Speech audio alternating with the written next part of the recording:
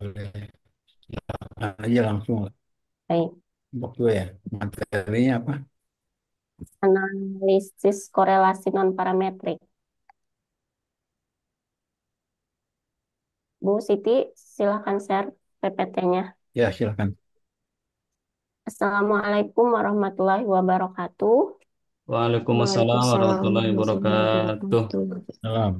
Alhamdulillahirrahmanirrahim. Hari ini kita bisa bertemu kembali di platform Zoom untuk melaksanakan perkuliahan statistika penelitian. Hari ini yang presentasi adalah kami dari kelompok 2 tentang analisis uji korelasi non-parametrik dengan anggotanya saya Rizky Amalia, yang kedua Ibu Siti, dan yang ketiga Ibu Yuni. Yang pertama presentasi ini akan dimulai dengan Ibu Siti. Silakan Ibu Siti. Baik, terima kasih kesempatannya, Bu Kiki. Assalamualaikum warahmatullahi wabarakatuh. Waalaikumsalam warahmatullahi wabarakatuh. Jadi pada kesempatan kali ini saya ingin memaparkan sedikit hasil diskusi kami dari kelompok 2 yaitu terkait korelasi non-parametrik. Jadi karena ini judul pembahasannya adalah korelasi non-parametrik, maka yang pertama-tama yang akan kami sedikit bahas atau sedikit uraikan yaitu terkait non-parametrik. Jadi di sini untuk Jadi uji non-parametrik itu sendiri adalah sebuah uji yang modelnya itu tidak menerapkan syarat-syarat tertentu mengenai parameter-parameter populasi yang merupakan induk dari eh, sampel penelitian. Maksud dari parameter-parameter populasi ini seperti misalnya rata-rata atau harian seperti itu, jadi tidak menerapkan syarat-syarat tertentu terkait rata-rata atau variansnya. Yang kedua, uji statistik non-parametrik itu sendiri sering disebut juga dengan uji statistik bebas distribusi. Artinya, jika suatu variabel tidak memenuhi persyaratan analisis statistik parametrik, seperti asumsi normalitas dan homogenitas, maka pengujian selanjutnya dapat menggunakan statistik non-parametrik. Jadi, memang biasanya kita ketika kita ingin menguji korelasi, khususnya di sini adalah korelasi, tapi ternyata asumsi atau uji asumsinya tidak terpenuhi, maka kita beralih kepada uji korelasi non-parametrik. Nah, di sini perlu kita sadari bahwa sifat pengujian statistik non-parametrik itu sebenarnya secara spesifik itu diperuntukkan untuk data ordinal dan nominal. Jadi, ketika kita ingin menerapkannya ke dalam bentuk data dengan skala interval ataupun rasio, maka kita harus mengubah data dengan skala interval atau rasio itu ke dalam bentuk skala ordinal maupun nominal. Namun sekali lagi ditekankan bahwa karena di sini itu uji asumsinya juga tidak dipersyaratkan, terus juga untuk skalanya itu bersifat nantinya nominal dan ordinal, maka kemungkinan untuk untuk hasil analisisnya itu akan eh, tidak sekuat di statistik parametrik seperti itu. Nah, bahasan kami di materi korelasi non parametrik itu ada empat sebenarnya, ada empat materi. Yang pertama yaitu terkait korelasi rank Spearman, yang kedua itu korelasi rank Kendall, yang ketiga itu korelasi Pi, dan yang keempat korelasi kontingensi. Jadi nanti keempat materi ini pertama-tama akan dipaparkan uh, cara penyelesaiannya menggunakan cara manual dan nanti selanjutnya terakhir akan dipaparkan bagaimana ketika kita ingin melakukan korelasi tersebut menggunakan SPSS. Oke, yang pertama yaitu eh, terkait materi korelasi rank Spearman. Jadi untuk korelasi rank Spearman itu sendiri dapat digunakan untuk mengukur hubungan antara dua variabel. Nah, di sini karena kita bicaranya adalah korelasi, maka yang kita ingin mengukur hubungan antara dua variabel tersebut. Yang kedua, eh, variabel itu dapat berupa skala ordinal atau tidak memenuhi uji asumsi parametrik. Jadi seperti yang kita ketahui tadi, karena ini korelasi eksperimen ini dikhususkan untuk uji non parametrik, maka jika asumsi korelasi untuk uji parametrik tidak dipenuhi, maka bisa menggunakan uji korelasi eksperimen seperti itu. Terus yang selanjutnya, eh, nantinya data harus disusun ke dalam bentuk peringkat. Kalau untuk korelasi Reng-Spearman. Nilai koefisien korelasi Reng-Spearman itu sendiri hanya menyatakan arah dan keeratan hubungan antara dua variabel. Jadi, ketika kita nantinya ingin melihat signifikansi hubungan antara dua variabel, jadi kita harus membandingkan uh,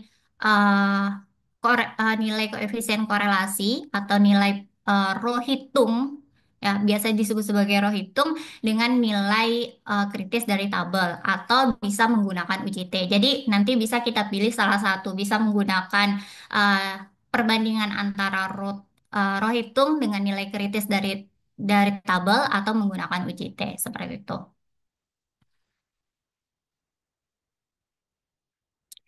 Untuk nilai koefisien korelasinya sendiri berkisar antara -1 sampai dengan 1 untuk kategori kekuatan korelasinya. Di sini kami adaptasi dari Sugiono tahun 2007 di mana ketika nilai koefisien korelasinya berada di antara rentang 0 sampai dengan 0,199 itu dalam kategori sangat lemah. Sementara ketika berada di rentang 0,2 sampai dengan 0,399 itu berada pada kategori lemah, eh, dan pada rentang 0,4 sampai dengan 0,599 itu berada di kategori sedang, sementara ketika berada di rentang 0,2 sampai dengan 0,799 itu dalam kategori kuat, dan untuk rentang 0,8 sampai dengan 1 itu sangat kuat. Namun kalau untuk nilai negatif dan positif itu hanya akan memperlihatkan arah hubungannya saja.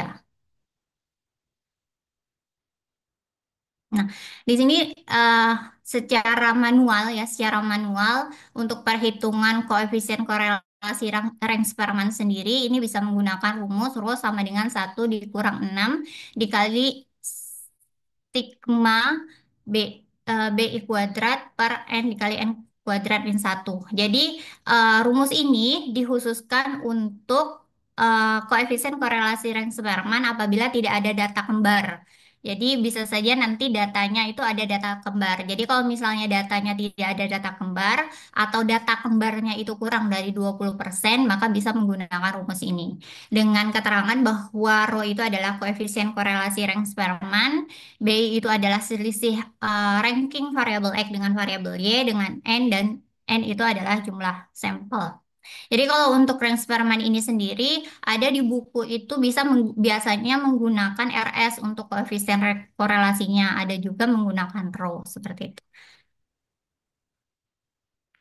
Nah, ini untuk rumus ketika eh, kita dihadapkan pada data kembar, ya, pada data kembar atau data kembarnya lebih dari 20%.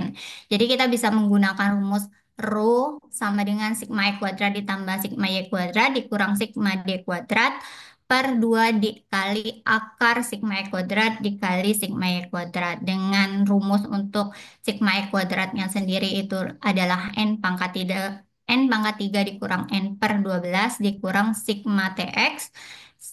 Untuk sigma Y kuadratnya itu bisa menggunakan rumus N pangkat 3 dikurang N per 12 dikurang sigma TY. Dan untuk sigma T-nya sendiri itu sama dengan sigma T pangkat 3 dikurang T per 12. Jadi T itu adalah banyaknya data yang sama atau banyaknya data yang kembar.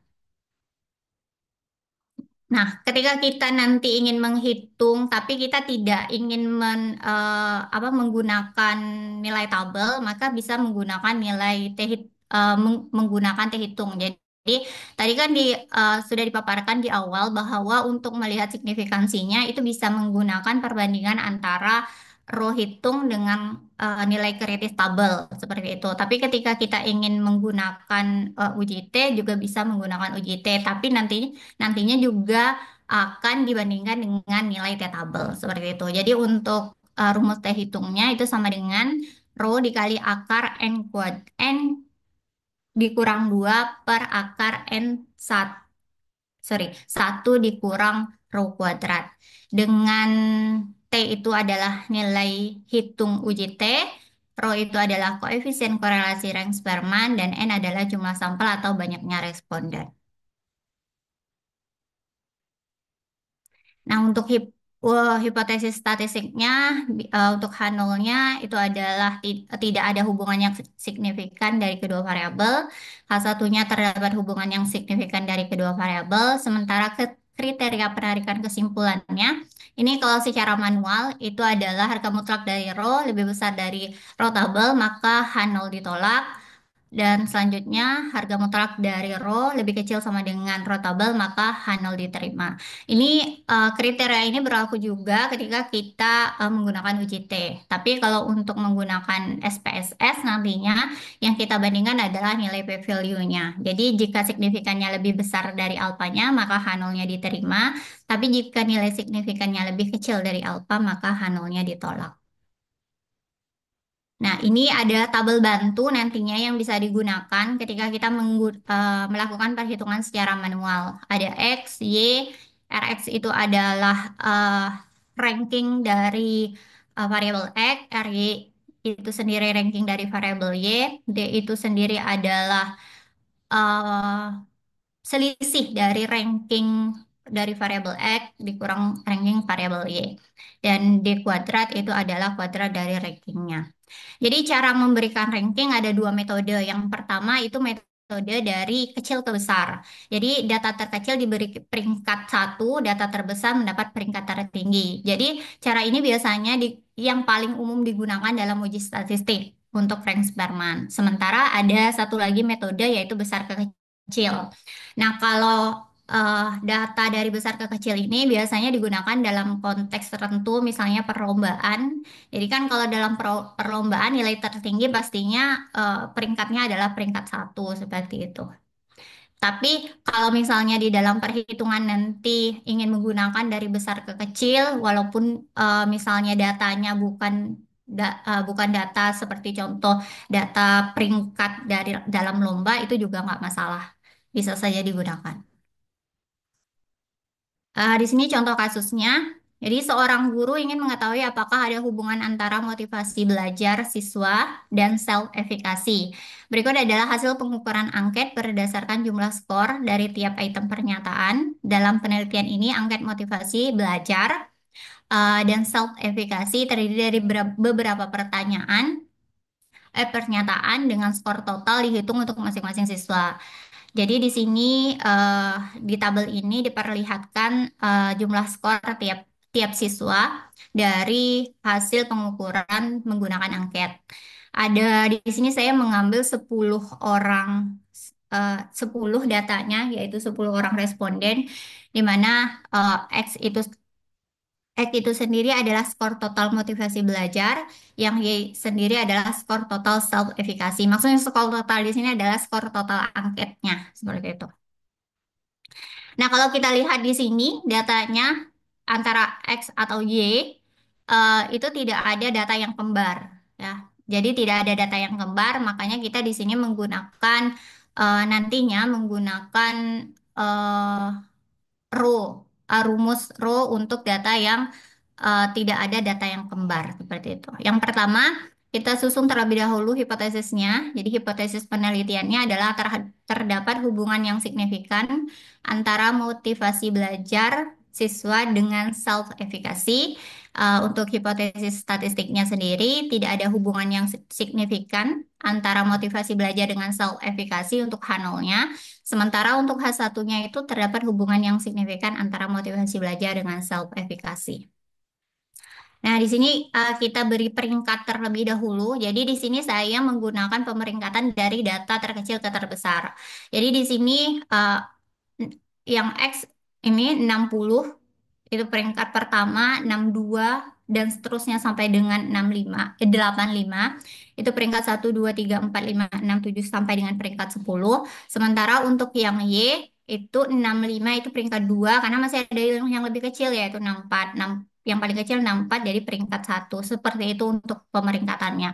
Jadi ketika misalnya datanya itu belum berurutan terus kita mau mengurutkan, misalnya mengurutkan Y, jadi harus hati-hati. Jadi kalau misalnya kita urutkan Y dari data terkecil ke terbesar, X, jadi Y-nya jangan diurutkan karena takutnya nanti misalnya siswa 185. Kalau Y-nya diurutkan dari besar terkecil, otomatis Y-nya yang terbesar ada 86. Padahal yang bersesuaian untuk siswa 1 itu 85 dan 83, seperti itu. Itu yang mungkin jadi perhatian. Nah, setelah itu kita tentukan selisih dari ranking untuk variabel X dengan variabel Y 10, 9 dikurang ya hasilnya ini. Jadi setelah itu kita kuadratkan. Jadi total dari D kuadratnya adalah 10. Maka setelah itu kita hitung koefisien korelasi rank spermanya menggunakan rumus yang ini. Karena tadi dengan catatan tidak ada data yang kembar, seperti itu. Sehingga diperoleh nilai koefisien korelasinya adalah 0,939. Jadi di sini kalau berdasarkan kriteria tadi itu dapat kita simpulkan bahwa korelasinya sangat kuat. Tapi kita tidak bisa menyimpulkan atau tidak bisa menjawab hipotesis dengan nilai koefisien korelasi. Tapi kita harus mengujinya lagi yaitu dengan membandingkan antara row tabel dengan nilai koefisien korelasi atau row hitung. Jadi di sini dengan N10 dan alfa 0,05 maka nilai eh, harga kritisnya atau row tabelnya adalah 0,648. Jadi ketika kita membandingkan nilai row hitung dengan row tabel, maka diperoleh bahwa row hitungnya itu lebih besar dari row tabelnya. Maka dengan kesimpulan bahwa H0 ditolak. Jadi kesimpulannya adalah terdapat hubungan yang signifikan antara motivasi belajar siswa dengan self-efficacy. Seperti itu. Tapi kalau misalnya Bapak Ibu nantinya tidak ingin menggunakan perbandingan antara rotabel, tapi ingin menggunakan UJT, eh, tidak masalah. Jadi boleh saja gitu untuk menggunakan UJT. Ini untuk tabelnya 0,05 dengan N-nya adalah 10. Selanjutnya yaitu eh, korelasi rank Kendall. Jadi sebenarnya Kendall dengan sperma itu hampir sama.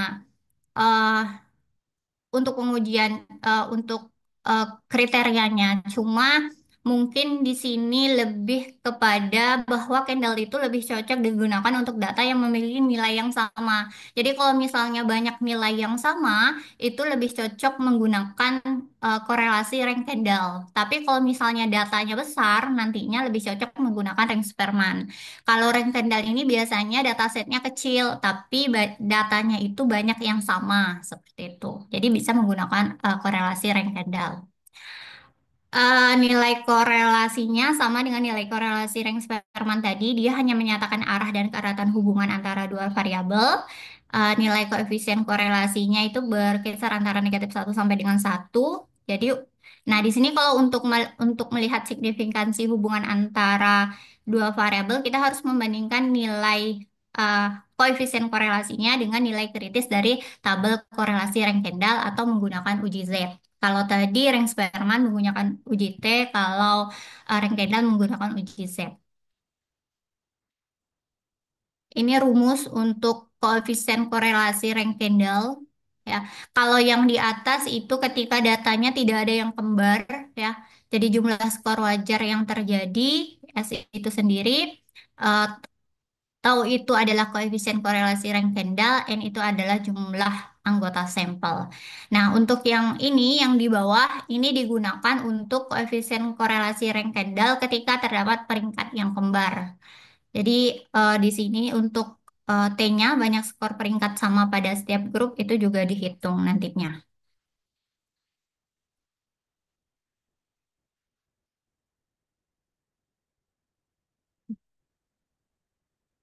Nah, uji signifikansi korelasi rank Kendall untuk sampel N lebih besar dari 10. Jadi tadi kalau bisa misalnya mau menggunakan uji Z itu diperuntukkan ketika sampelnya lebih besar dari 10.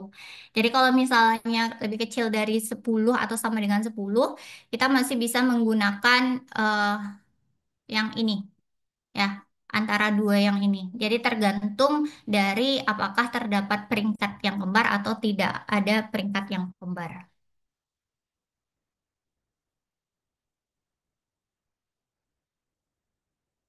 Untuk hipotesis statistiknya sama, jadi H0-nya itu tidak ada hubungan yang signifikan dari kedua variabel. Untuk H1-nya terdapat hubungan yang signifikan dari kedua variabel. Untuk kriteria penarikan kesimpulannya, koefisien korelasi atau harga mutlak dari tau lebih besar dari uh, top table, maka H0 ditolak. Yang kedua, ketika nilai harga mutlak dari tau lebih kecil dari tau table, maka H0-nya diterima. Berlaku, jadi kriteria ini juga berlaku untuk penggunaan uji Z. Kalau untuk SPSS, kita menggunakan nilai p-value atau nilai significance. Nah, ini datanya, salah satu contoh kasusnya. Suatu penelitian ingin mengetahui hubungan antara efikasi diri dengan motivasi berprestasi siswa. Data sampel dapat dilihat pada tabel berikut. Jadi ini respondennya, untuk X-nya itu adalah data efikasi diri, untuk motivasi belajarnya itu motivasi berprestasinya itu ada di G. Jadi kalau kalau kita lihat datanya di sini ada data-data yang kembar ya 97, 97, ada 101, 101 untuk di X, sementara untuk di Y itu ada 104, 104. Nah, yang pertama, kita menyusun hipotesisnya, yaitu terdapat hubungan yang signifikan antara efikasi diri dengan motivasi berprestasi siswa. Hipotesis statistiknya, H0-nya tidak ada hubungan yang signifikan antara efikasi diri dengan motivasi berprestasi. H1-nya terdapat hubungan yang signifikan antara efikasi diri dengan motivasi berprestasi. Nah, selanjutnya kita harus memberikan peringkat pada data yang ada, kemudian mengurutkan peringkat wajar berdasarkan variabel X. Jadi, berdasarkan variabel X terlebih dahulu, selanjutnya urutkan Y-nya itu menyesuaikan. Jadi di sini saya urutkan dari terkecil ke terbesar ya. Jadi di sini peringkatnya 1, 2, 3. Nah, di sini 4,5. Kenapa 4,5? Jadi untuk pemeringkatan data kembar itu, jadi 97 itu kan berada di peringkat keempat. 97 yang ini berada di peringkat kelima. Jadi untuk melihat peringkat, menentukan peringkatnya, 4 ditambah 5 dibagi 2, jadi 4,5 kalau untuk data yang kembar, seperti itu. Nah, untuk yang Y-nya ini menyesuaikan ya. Jadi di sini Y-nya 89 itu 1, 97 itu 2 dan seterusnya untuk pemeringkatannya.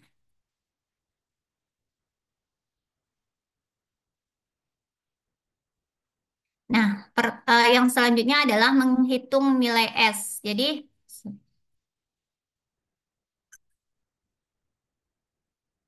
nah, untuk menghitung nilai S sendiri, karena tadi nilai variabel X itu sudah tersusun secara wajar, maksudnya udah diurutkan dari peringkat terkecil ke terbesar ataupun sebaliknya, maka untuk penentuan nilai S-nya berdasarkan variabel Y. Jadi variabel Y yang pertama di sini,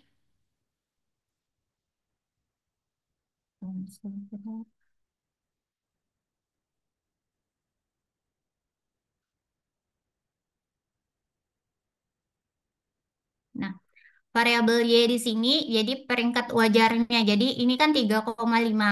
3,5 di sini, selanjutnya itu ini kan 2. Jadi untuk S-nya itu adalah peringkat lebih dari 3,5 dikurang dengan peringkat yang lebih kecil dari 3,5. Jadi peringkat yang lebih besar dari 3,5 seterusnya ini akan ada 1, 2, 3, 4, 5, 6. Sementara peringkat yang lebih kecil dari 3,5 adalah 2 dan 1. Berarti untuk S-nya adalah 6 dikurang 2. Sementara untuk data selanjutnya di sini 2, berarti 2 selanjutnya kan 6,5. Jadi kita lihat yang terbesar, lebih besar dari 2 itu 6,5. 1, 2, 3, 4, 5, 6, 7. Yang terkecil atau lebih kecil dari 2 itu 1, berarti 7 dikurang 1. Seperti itu. Seperti itu seterusnya. Maka didapatkan nilai S-nya itu adalah 27. Jadi dijumlahkan semua tadi perhitungan untuk data atau peringkat, kesesuaian peringkatnya seperti itu.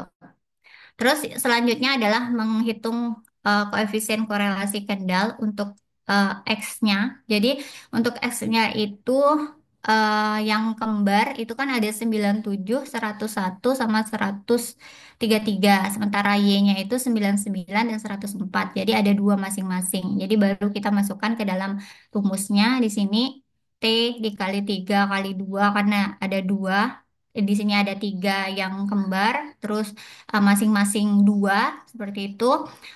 Selanjutnya ini tinggal kita masukkan ke rumusnya sehingga diperoleh nilai korelasi Kendall itu sendiri adalah 0,635 dengan kategori korelasinya kuat. Nah, selanjutnya kita karena ini N-nya sama dengan 10 ya, tidak lebih dari 10, makanya kita tidak menggunakan uji Z, sehingga kita tinggal membandingkan antara nilai tabel korelasi rank Kendall dengan nilai korelasi rank Kendall sendiri atau nilai T, tahu hitungnya.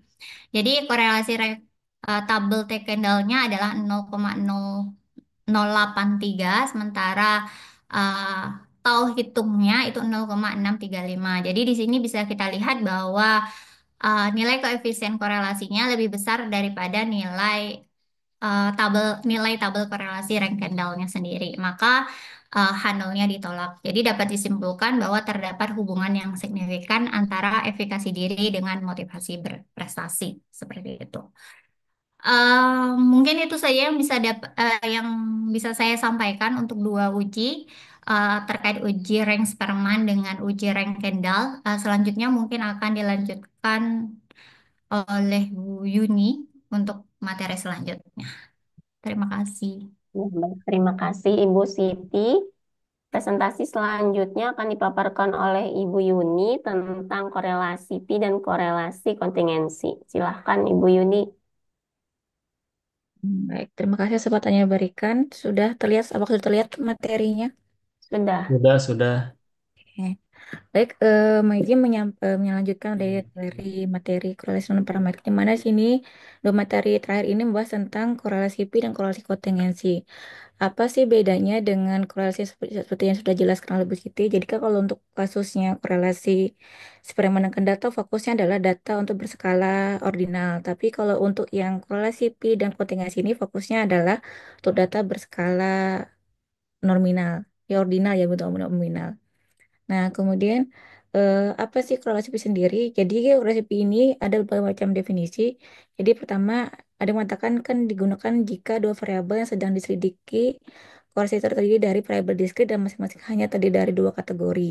Jadi ada dua variabel di mana masing-masing variabel itu terdiri dari dua kategori. Contohnya adalah kategori tersebut adalah tidak lulus, lulus, suka tidak suka dan sebagainya. Ada juga mengatakan bahwa korelasi Pi ini kan digunakan untuk menganalisis hubungan antara dua variabel dikotomi atau dibuat dikotomi atau istilahnya data dalam skala nominal yang didikotomikan. Apa sih yang maksud dengan dikotomi? Dikotomi di sini maksudnya adalah bahwa kategori itu bahwa ada masing-masing variabel itu ada terdiri dari dua kategori.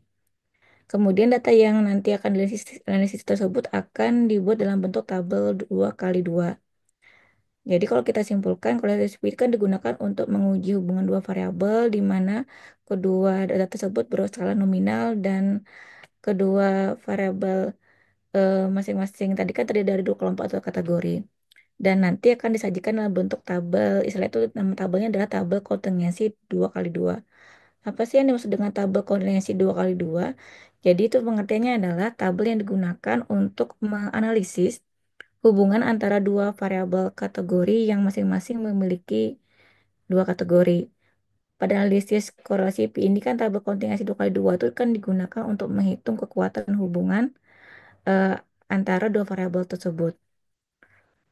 Kemudian nanti kita dikenakan ada istilahnya koefisien ya, koefisien korelasi P yang nantinya akan menyatakan arah dan kekuatan hubungan antara dua variabel tersebut, di mana nilai rentangnya itu dari -1 sampai 1.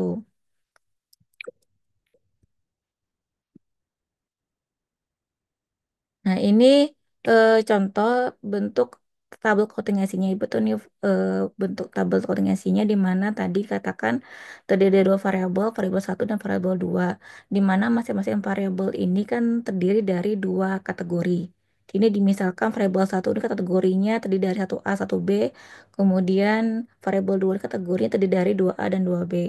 Di mana nanti kan ini ada untuk yang sel baris pertama kolom pertama itu dimisalkan ada eh, dengan huruf A ini A, B, C, D ya, di mana kan menandakan terkait dengan frekuensi pada tabel kontingasi ini nanti akan dijumlah dan seterusnya sehingga nanti ada jumlah totalnya itu disimpulkan dengan huruf N. Nah, sedangkan untuk rumus rumus sendiri untuk koefisien P ini adalah AD kurang BC per akar dari A tambah B kali C tambah D kali A tambah C kali B tambah D. Seperti ini rumusannya. Dimana kalau misalnya nilai AD kurang BC itu nilai AD lebih dari BC, maka koefisien P itu bernilai positif. Kemudian kalau dia tuh AD kurang BC itu, maka koefisien P-nya bernilai negatif. Tapi kemudian kalau misalnya nilai AD sama BC itu, maka nilai koefisien P-nya adalah bernilai sama dengan nol. Selanjutnya, seperti disampaikan tadi, bahwa untuk yang pertama ini kami menentukan hubungannya itu kan dengan manual. Jadi ada beberapa langkah. Pertama nanti setelah membuat tabel nanti kami merumuskan hipotesisnya dulu langkahnya di mana hipotesis itu kita rumuskan yaitu hipotesis penelitian dan hipotesis statistik. Kemudian nanti ada uji signifikansi di mana kita perlu tahu pertama-tama harus menentukan dulu C square hitung dan C square tabel. Kemudian lagi ke kriterianya kalau untuk manual, untuk yang jika C square hitung itu kurang dari sama dengan C square tabel, maka H0 diterima. Kemudian jika C square hitung itu lebih dari C square tabel, maka H0 ditolak. Kemudian untuk SLSS-nya kita lihat dari nilai p-value atau taraf signifikansi. Kalau dia itu lebih dari sama dengan p-value, maka alfanya maka H0 diterima, begitu juga sebaliknya.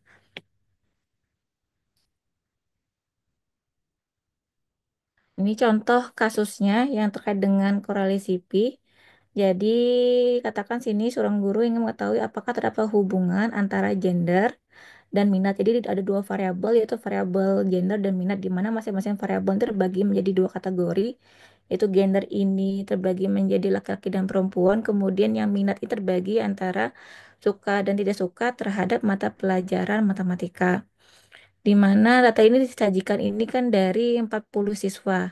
Jadi seperti ini penyajian data untuk yang contoh kasus tabel kontingensi untuk korelasi Pi. Selanjutnya, setelah kita membuat tabel ini, baru kita menentukan nilai koefisien Pi-nya dengan memasukkan rumus yang tadi. Nih ya, kita buat dulu tabel kontingensinya, kita tambahkan variabel simbol A, B, C, D supaya lebih memudahkan nanti memasukkan ke rumus mencari koefisien Pi. Setelah kita substitusi nilai ini ya, kita disubstitusikan nilai A, B, C, D ke dalam rumus ini sehingga diperoleh nilai koefisien Pi-nya adalah 0,458. Di mana sesuai dengan yang sudah disampaikan oleh Bu Siti tadi di awal bahwa untuk yang nilai nilai ini artinya kan korelasinya itu sedang berdasarkan buku dari Sugiono, korelasi yang sedang. Selanjutnya lagi, kita merumuskan hipotesis di mana ada dua hipotesis penelitian dan hipotesis statistik. Hipotesis penelitiannya adalah terdapat hubungan yang signifikan antara gender dengan minat siswa terhadap pelajaran matematika. Sedangkan hipotesis statistiknya H0-nya adalah tidak ada hubungan yang signifikan antara gender dengan minat siswa terhadap pelajaran matematika. Sedangkan H1-nya adalah terdapat hubungan signifikan antara gender dengan minat siswa terhadap pelajaran matematika. Selanjutnya kita menentukan nilai kritis C square. C C-square yaitu pertama-tama kita tentukan dulu taraf signifikasinya yaitu 5%. Selanjutnya kita tentukan degree of freedom atau DF ini dengan rumusnya adalah perkalian antara banyak baris dikurang satu dikalikan dengan banyak kolom kurang satu. Tadi kan diketahui ya, berdasarkan tabel kontingensi 2 kali 2 tadi, banyak barisnya sebanyak 2, kemudian banyak kolom juga sebanyak 2. Jadi 2 kurang satu kali 2 kurang satu sama dengan satu. Nah, sehingga berdasarkan tabel C-square ini kita dapatkan dengan DF-nya satu, kemudian dengan taraf simulasi 5% diperolehlah nilai kritisnya adalah untuk C-square tabel yaitu 3,841. 3,841. Selanjutnya kita menentukan nilai C-square, hitung lagi. Rumusnya adalah N yang jumlah total tadi dikalikan dengan koefisien pi-nya, pangkat 2. Jadi setelah kita input ke dalam rumus ini berdasarkan data yang sebelumnya tadi diperolehkan nilai C, C square hitung adalah 8,392. Kemudian baru kita bisa menguji signifikasinya dengan membandingkan dua C square tersebut. Itu diperoleh bahwa ternyata nilai C square hitung itu lebih besar dari C square tabel. Maka berdasarkan rumus yang secara manual tadi, kesimpulannya untuk mereka kesimpulan, maka artinya adalah H0 ditolak. Jadi karena H0 ditolak berarti kan terdapat hubungan yang signifikan antara gender dengan minat siswa terhadap pelajaran matematika. Seperti itu. Kesimpulannya, kesimpulan akhirnya adalah terdapat hubungan signifikan antara gender, yaitu lekat kemampuan, dengan minat, yaitu suka dan tidak suka siswa terhadap mata pelajaran matematika. Di seperti ini untuk contoh korelasi P. Selanjutnya, untuk korelasi kontingensi, ini ya, eh, sama-sama dengan korelasi Pi ya, di mana fokusnya adalah untuk data berskala nominal. Tapi apa perbedaannya dengan korelasi Pi? Bedanya adalah kalau korelasi Pi kan di ibarat itu kan ada dua variabel di mana masing-masing variabel itu kan ada masing-masing dua kategori. Tapi kalau untuk korelasi kontingensi itu boleh lebih dari dua variabel, tapi masing-masing variabel tersebut boleh lebih dari dua kategori. Jadi sama-sama dua variabel tapi berbeda banyak kategorinya. Kalau untuk fokus Pi khusus masing-masing dua kategori, tapi kalau untuk kontingensi boleh lebih dari dua kategori. Rumusnya untuk mencari koefisien kontingensi sendiri itu seperti ini. Akar dari C square per N tambah C square, hitung nih ya. Jadi ada menyebutnya C square, C kuadrat, dan K kuadrat seperti itu. Nah, apa sih gunanya koefisien kontingensi ini? Gunanya itu untuk mengukur kekuatan hubungan antara dua variabel nominal dalam tabel kontingensi. Jadi tabel kontingensi ini karena tadi itu bisa lebih dari dua kategori, jadi bisa saja tabel kontingensi terbentuk itu bisa lebih besar ukurannya dari 2 kali 2. Sedangkan rentang nilai koefisien korelasi itu dari 0 hingga 1. Jadi dia itu eh, kalau untuk yang pi kan dari -1 sampai 1. Tapi kalau korelasi kontingasi ini dari 0 sampai 1. Jadi artinya semakin mendekati 1 semakin kuat hubungan antara dua variabel, dan sebaliknya semakin mendekati 0 semakin lemah atau tidak ada hubungan antara dua variabel seperti itu. Selanjutnya, cara menghitung C square hitung itu dengan seperti ini rumusnya, yaitu jumlah dari ini adalah 0, ini artinya ada nanti untuk kalkulasi kita mencari frekuensi. Sini disimpulkan OIJ ini adalah frekuensi observasi yang diperoleh dari hasil percobaan. Kemudian yang untuk EIJ ini kan merupakan frekuensi harapan yang diperoleh dari hasil perhitungan berdasarkan teori yang ada.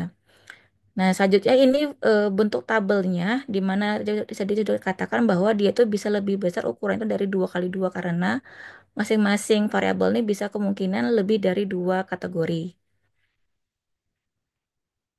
Nah, ini contoh kasusnya. Jadi di sini diambil dua variabel yaitu variabel terkait dengan profesi pekerjaan dan jenis olahraga yang disenangi, di mana untuk profesi pekerjaan ini ada 4 pekerjaan yang diambil, jadi ada 4 kategori. Kemudian untuk jenis olahraganya pun juga terbagi menjadi 4 kategori. Jadi seperti ini penyajian datanya yang akan nanti kita analisis. Nih, selanjutnya seperti halnya langkah yang pertama. Nah, bedanya adalah kalau untuk kontingasi ini kita perlu mencari nilai frekuensi harapan. Kalau untuk frekuensi observasi ini kan diperoleh dari yang tabel sini. Ini adalah semua ini ada nilai frekuensi harapannya.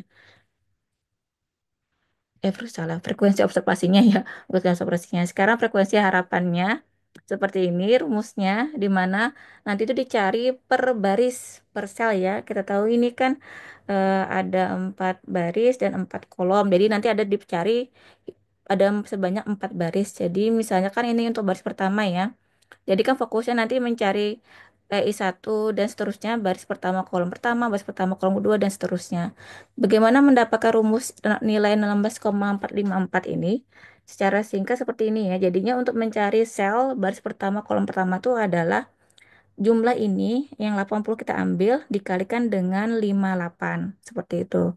Kemudian untuk baris pertama kolom kedua yaitu 80 dikalikan dengan 75.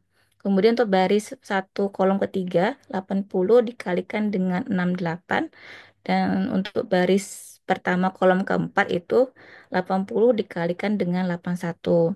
Sehingga diperolehlah untuk sel di baris pertama ini seperti ini hasilnya. Tentunya dibagi, di mana masing-masing ini kan dibagi dengan N totalnya, yaitu 282. Ini 282 seperti itu. Nanti begitu juga untuk baris kedua. Jadi nanti untuk baris dua kolom ke satu berarti kan 80 kali 58. Kemudian baris kedua kolom kedua dan seterusnya 80 kali 75 dan seterusnya. Jadi seperti itu cara menghitung eh, nilai frekuensi harapan per selnya. Jadi nanti ada ini hasil dari baris pertama, kemudian baris kedua, kemudian ini selanjutnya adalah baris ketiga dan baris keempat. Kemudian tentunya kita kembalikan lagi ke tabel kombinasi dan ada perubahan. Perubahannya adalah kita tambahkan hasil dari frekuensi harapan.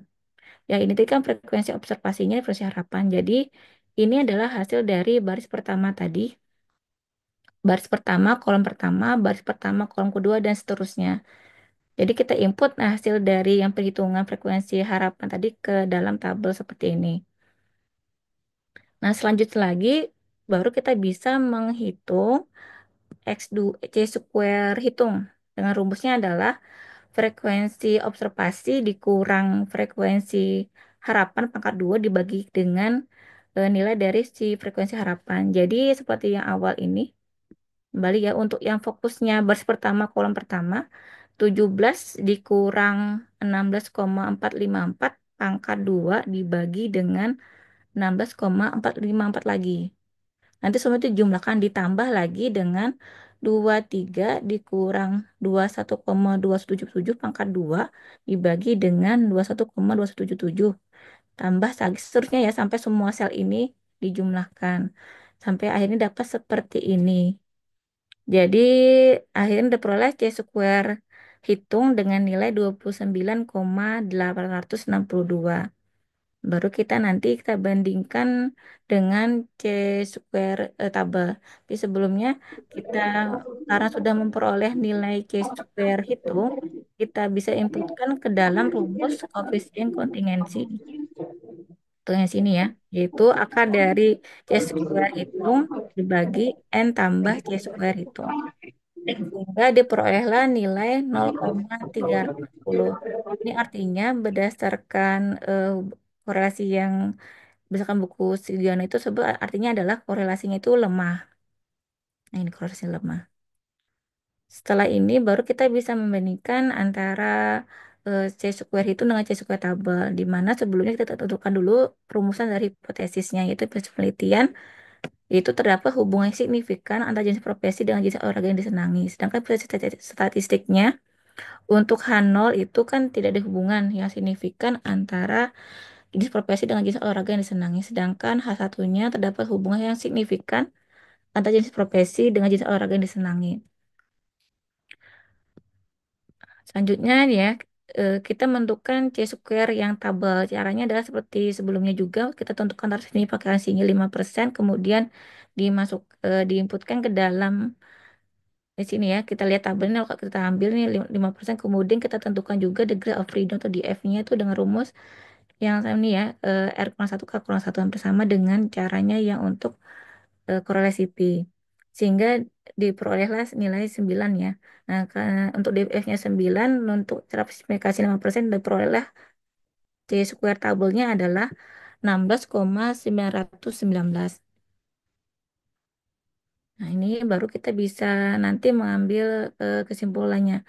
Karena C square hitung tuh lebih besar dari C square tabel, maka kesimpulannya tuh H0 ditolak.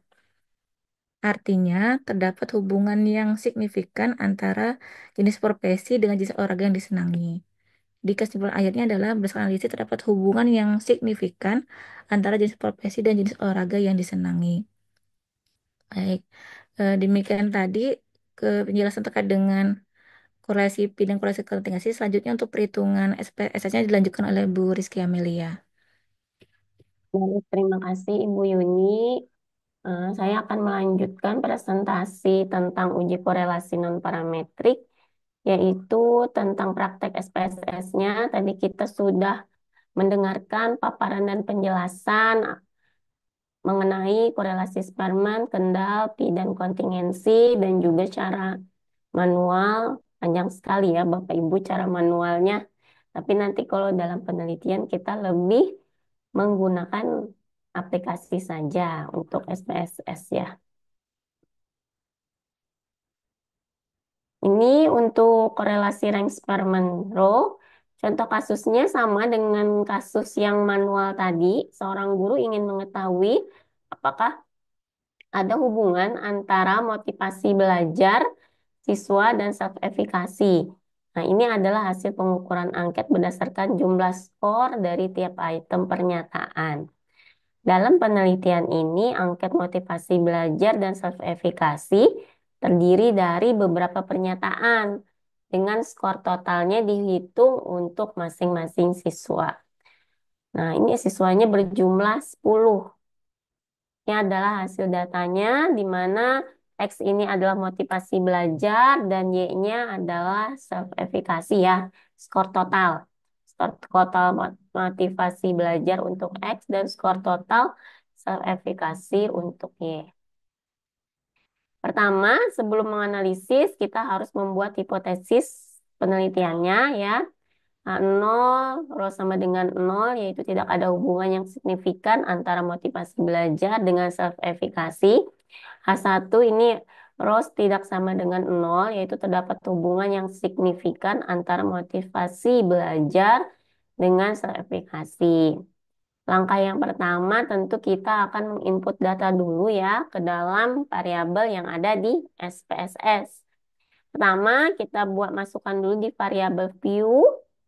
X-nya adalah motivasi belajar dan Y adalah self-efikasi. Mungkin Bapak Ibu jika mau praktek langsung, itu datanya sudah saya share di WA group ya, dalam bentuk data SPSS, data SPSS saja. Nah, ini untuk datanya, di sini kami masih menggunakan data scale. Nah, sebenarnya pada uji skala non-parametrik itu kita bisa tidak mengubah dulu ke dalam bentuk ranking ya untuk nilai X dan Y. Karena untuk uji non-parametrik, SPSS itu sudah otomatis mengubah datanya dalam bentuk ranking tanpa tanpa harus dimunculkan ya di layar data view ataupun tanpa harus kita klik apapun untuk rankingnya. Tetapi di sini saya melakukan perankingan dulu supaya ya menambah pengetahuan kita lah bagaimana merankingkan data dari data scale ke dalam bentuk ordinal. Nah, jadi di sini kita klik transform, yaitu setelah itu kita klik rank case. Nah, setelah dari rank case ini tadi kita masukkan variabelnya X dan Y-nya ke dalam variabel dua-duanya. Nah, untuk rankingnya ini boleh small value atau large value ya, mau dari yang kecil ke besar atau yang besar ke kecil. Kalau yang seperti contoh Ibu Siti tadi, itu adalah small value ya. Nah, jadi ini bebas untuk perankingannya terserah Bapak Ibu. Nanti hasilnya akan sama. Setelah itu oke dan hasilnya akan muncul di data view seperti ini, ranking X dan ranking Y. Nah, selanjutnya kita lakukan uji korelasi Spearman. Uji korelasi Spearman ini yang kita lakukan analisis adalah data rankingnya, yaitu klik correlate, ya, correlate nanti bivariat dan akan muncul seperti ini. Ranknya dimasukkan ke variabel dan kita klik Spearman. Nah, lalu oke. Nah, ini hasilnya dari output SPSS. Kita lihat dari Spearman row-nya, ini yang ada tanda bintang 2-nya, koefisien korelasinya 0,939 ya. Sama dengan hasil dari Bu Siti tadi. Korelasinya yaitu sangat kuat. Nilai p-value-nya kita bisa lihat kurang dari 0,05 ya, yaitu 0,001. Berarti H0 ditolak. Kesimpulannya yaitu terdapat hubungan yang signifikan antara motivasi belajar dan self-efikasi. Nah, dari koefisien korelasi tadi juga kita bisa menarik kesimpulannya. Untuk arah hubungannya ini adalah positif. Artinya apa? Positif itu artinya searah. Jika semakin tinggi skor motivasi siswa, maka makin tinggi juga skor self-efikasi. Jika jika skor motivasinya menurun, maka semakin menurun juga skor dari self-efikasi. Nah, itu yang namanya searahnya. Saya melanjutkan ke korelasi rank kendal. Nah, untuk korelasi rank kendal ini berbeda dengan punya Bu Siti ya, karena itu datanya juga terlalu sedikit. Sebenarnya kalau korelasi Spearman ini, Spearman ya, itu untuk data yang jumlahnya banyak. Untuk rank kendal ini efektif jika digunakan dalam jumlah data yang kecil. Dan juga kalau yang Spearman tadi, datanya cenderung berbeda ya, tidak ada yang kembar. Nah, kalau yang rank kendal ini efektif jika banyak data yang sama, banyak data yang kembar. Nah, oke, sebelumnya datanya yaitu kasus yang diambil adalah akan dilakukan penelitian untuk mengetahui hubungan antara IQ dengan nilai prestasi siswa, di mana sampelnya berjumlah 25 orang siswa. Nah, kita buat dulu hipotesisnya, yaitu H0 tahu sama dengan 0, tidak ada hubungan yang signifikan antara IQ dengan prestasi belajar siswa. Dan H1 taunya tidak sama dengan 0, ya, terdapat hubungan yang signifikan antara IQ dengan prestasi belajar siswa. Nah, ini sama seperti yang sebelumnya, kita input data ya. Saya langsung saja. Nah, ini sama ya, tadi correlate bivariat. Yang membedakan itu adalah correlation koefisiennya, kita pilih kendal. Sama langkahnya dengan Spearman, tadi yang membedakan kendal. Nah, yang di korelasi kendal ini kami tidak membuat rankingan. Ya, karena sudah dicoba baik dirankingkan atau tidak ya, itu hasilnya sama. Hasil korelasinya sama. Nah, ini adalah hasil korelasi dari korelasi kendal, di mana nilai signifikansinya atau p-value-nya adalah 0,001 kurang dari 0,05, maka H0 ditolak. Artinya, terdapat hubungan yang signifikan antara IQ dengan prestasi belajar siswa. Koefisien korelasinya ini adalah 0,76. Artinya, korelasinya kuat dan searah ya, positif. Jadi makin tinggi IQ-nya, makin tinggi juga prestasi belajar siswanya. Ya, saya lanjutkan dengan korelasi Pi. Nah, korelasi Pi ini untuk data yang nominal ya. Dua-duanya datanya nominal dan tabelnya tadi 2 kali 2. Nih, maksud 2 kali 2 tadi kan laki-laki, perempuan, suka dan tidak suka. Datanya dikotomi ya, Bapak Ibu. Nah, ini seorang guru ingin mengetahui apakah terdapat hubungan antara gender dan minat siswa terhadap mata pelajaran matematika. Data yang dikumpulkan adalah dari 40 siswa. Ini datanya, kasusnya sama dengan contoh manual yang dipaparkan oleh Ibu Yuni. Cuman bedanya data yang manual itu sudah dalam bentuk jumlah ya. Jumlah total dari laki-laki yang suka pelajaran matematika berapa, laki-laki yang tidak suka pelajaran matematika jumlahnya berapa, dan juga begitu dengan siswa perempuan. Tapi kalau di SPSS masih dalam bentuk nominal seperti ini ya. 0 untuk laki-laki, 1 untuk perempuan, dan untuk minat 0 untuk yang suka dan 1 yang untuk tidak suka. Sama langkahnya kita buat dulu hipotesisnya ya. Pi-nya sama dengan 0 dan Pi-nya tidak sama dengan 0. Jadi yang Pi sama dengan 0 ini adalah tidak ada hubungan yang signifikan antara gender dengan minat siswa terhadap mata pelajaran matematika. H1-nya Pi-nya tidak sama dengan 0, yaitu terdapat hubungan yang signifikan antara gender dan minat siswa terhadap mata pelajaran matematika. Ya, sama dengan korelasi sebelumnya, kita lakukan input data dulu dan diingat ini measure-nya adalah nominal. Dan value-nya kita bisa masukkan ya. 0 untuk laki-laki, 1 untuk perempuan, dan seterusnya. Ini adalah data yang diinput di SPSS. Nah, langkahnya yaitu kita tidak masuk ke dalam analisis yang korelasi tadi ya, seperti korelasi Kendall dan Sperman, tapi di sini kita masuk ke dalam descriptive statistik. Jadi analyze, descriptive statistik, dan kita klik cross tab. Nah, setelah itu kita masukkan minat tadi ke row dan gender ke kolom. Misalkan nih, saya mau minat ke kolom dan gender ke row. Boleh, silahkan. Itu kan cuman untuk membuat tabel kontingensinya tadi. Nah, lalu kita klik statistik. Dan kita uji dengan chi-square, serta kita klik P and Cramer's V ya. Karena korelasi P. Ini kita klik dua-duanya, lalu kita klik continue dan oke. Nah, ini adalah hasil yang muncul di SPSS ya.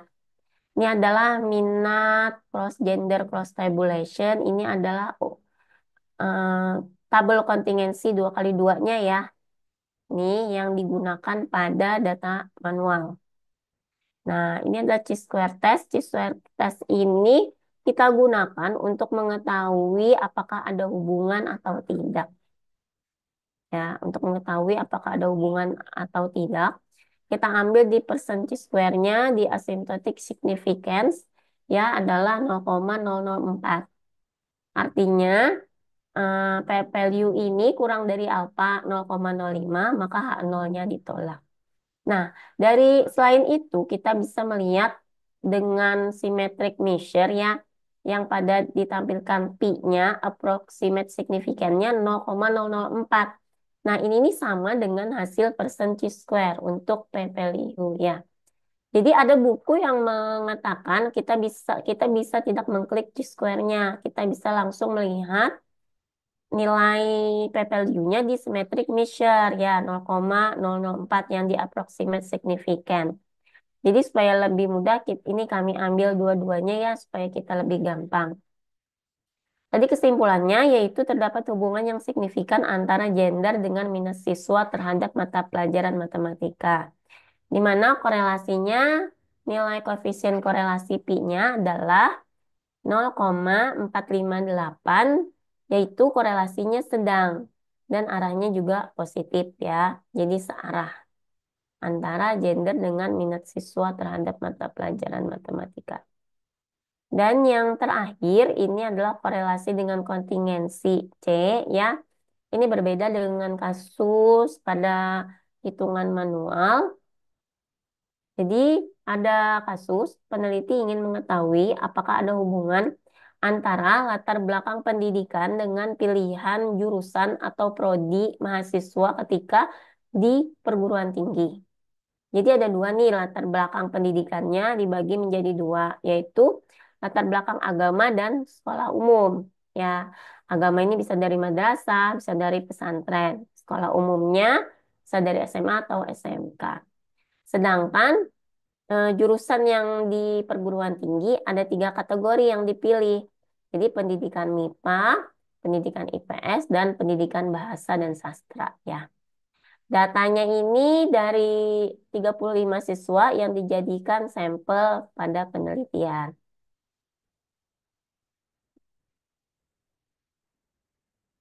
Nah, sama, jadi kita bikin hipotesisnya dulu, C-nya sama dengan nol, kontingensi ya. Kontingensinya sama dengan nol, yaitu tidak terdapat hubungan yang signifikan antara latar belakang pendidikan dengan pilihan jurusan atau prodi mahasiswa. Dan hak satunya yaitu C-nya tidak sama dengan nol, artinya terdapat hubungan yang signifikan antara latar belakang pendidikan dengan pilihan jurusan atau prodi mahasiswa. Nah, ini input data ya, datanya di input dan measure-nya nominal. Ini adalah jumlah data ya. Nah, ini langkahnya sama ya dengan yang tadi, descriptive analyze, descriptive statistik, dan cross step. Nah, sekolahnya kita masukkan ke baris dan jurusannya kita masukkan ke kolom dan klik statistik. Nah, yang membedakan itu adalah di statistiknya ya. Di square-nya tetap kita klik dan yang kita klik adalah kontingensi koefisien. Ya, karena korelasi kontingensi, lalu continue dan kita klik OK. Nah, ini hasilnya. Hasil dari hitungan SPSS ya, ini outputnya. Ini ada tabelnya juga untuk jumlah sekolah dan jurusan. Ini chi-square-nya. Nah, ternyata yang data yang kami ambil itu dia menerima hak nol karena p-value-nya adalah 0,756 yang lebih dari alfa 0,05. Artinya tidak terdapat hubungan yang signifikan antara latar belakang pendidikan dengan pilihan jurusan atau prodi mahasiswa pada saat di perguruan tinggi. Sebenarnya kalau sudah tidak ada hubungan ya memang tidak usah sih kita mencari nilai kontingensi, nilai koefisien kontingensi ya. Karena tadi udah dicentang dan ini muncul korelasi kontingensinya, koefisien korelasi kontingensinya adalah 0,125. Memang korelasinya sangat lemah ya. Mungkin hampir tidak ada ini karena mendekati nol ya. Nah, itulah hasil apa? Data analisis dengan SPSS dari keempat korelasi non-parametrik yang kami paparkan. Saya akan menyimpulkan ya dari hasil presentasi dari Ibu Siti tadi, Ibu Yuni dan saya. Korelasi rank eksperimen ini digunakan pada jenis data ordinal atau interval yang tidak berdistribusi normal, di mana tujuannya untuk hubungan yang monoton dan nilai rentangnya -1 sampai dengan +1.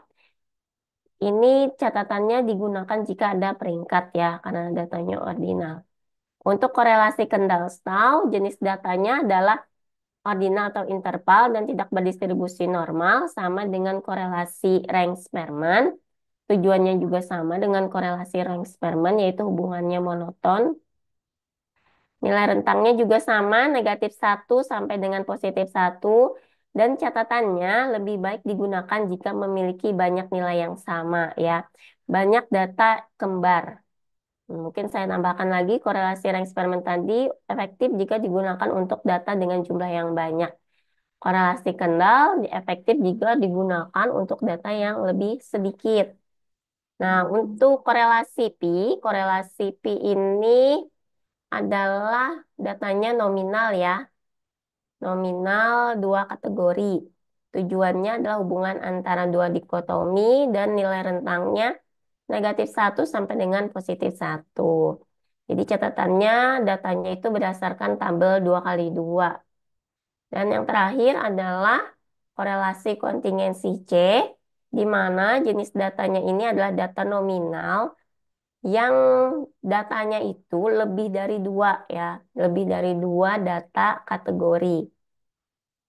Nah, untuk tujuannya ini melihat kekuatan asosiasinya saja, tidak ada diketahui hubungannya searah atau tidak searah, positif atau negatif.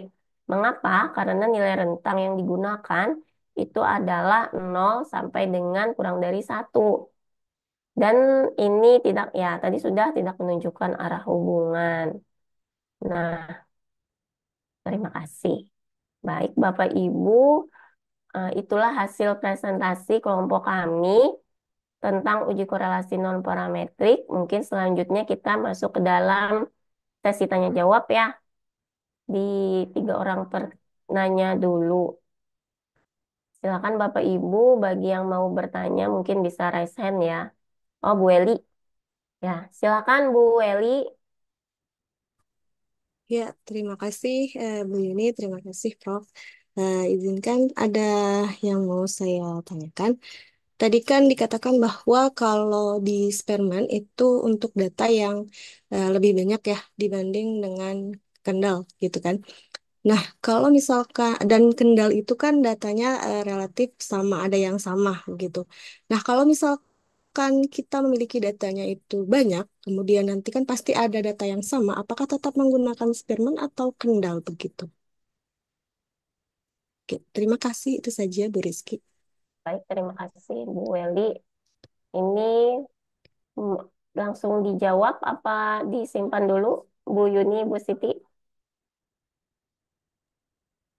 Kan dulu ya. Tampung dulu, tampung dulu. Oh iya, baiklah, ditampung dulu Nah, ya. baik. Silahkan, siapa lagi yang mau bertanya? Atau mungkin ada sharing lah ya tentang uji korelasi non-parametrik.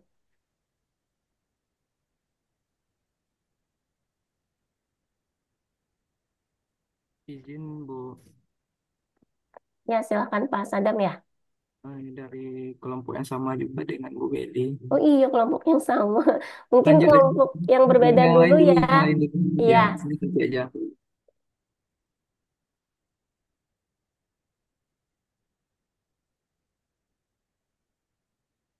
Atau jawab aja Kak dulu.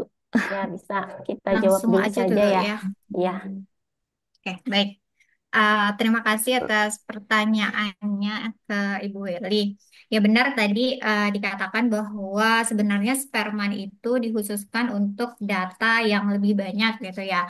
Kenapa dikhususkan untuk data yang bukan dikhususkan sih, lebih mungkin lebih mengena eh, analisisnya ketika digunakan untuk data yang lebih banyak karena kalau di Sperman itu sendiri kan yang digunakan adalah data bukan apa namanya jumlah dari eh jumlah dari selisih rankingnya yang digunakan. Jadi kita hanya menghitung selisih ranking, terus yang digunakan itu adalah jumlah dari kuadrat selisih ranking itu sendiri. Sementara kalau yang untuk di Kendall itu sendiri, itu data setnya itu satu per satu itu yang dihitung. Makanya Sperman itu bisa digunakan untuk data yang lebih banyak dibandingkan Kendall. Itu pada umumnya. Tapi kalau misalnya memang datanya itu banyak data yang sama, terus jumlah datanya juga banyak, itu juga bisa menggunakan Sperman. Karena di Sperman sendiri itu ada rumus, kalau yang untuk manual ya, kalau yang untuk manual itu ada yang rumus yang bisa digunakan ketika datanya itu lebih dari 20% itu mempunyai data yang nilainya sama atau peringkatnya sama seperti itu.